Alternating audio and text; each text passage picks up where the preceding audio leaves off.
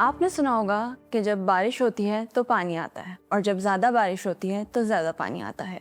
इस बार महकमे मौसमियात की ये पेशगोई सच साबित हुई है और कराची की दो बड़ी नदियाँ और नाले बिफर गए।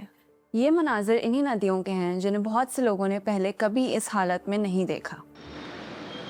कराची में दो बड़ी नदियां हैं, मलीर और लियारी, और उसके साथ साथ 5 बड़े नाले हैं, गुजर नाला, औरंगी नाला, ठाडो नाला, गोगनी नाला और सोना नाला।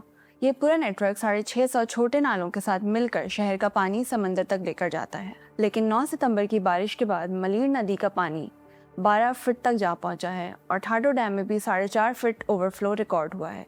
इसी तरह लियारी नदी में भी तुगयानी देखी गई है।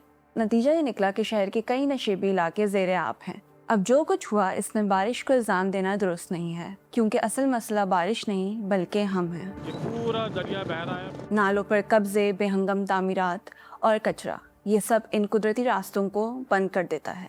मलीर नदी पर तामीर की गई मलीर एक्सप्रेसवे इस हकीकत की एक मिसाल है। जब भी पानी का रास्ता रोका जाएगा वो हमारे घरों और गलियों से गुजरकर अपना रास्ता बना लेगा। ये सब हमें बताता है कि अगर हमने नदियों को उनका रास्ता वापस नहीं दिया तो हर बारिश कराची के लिए एक सैलाबी सूरत हाल पैदा करेगी।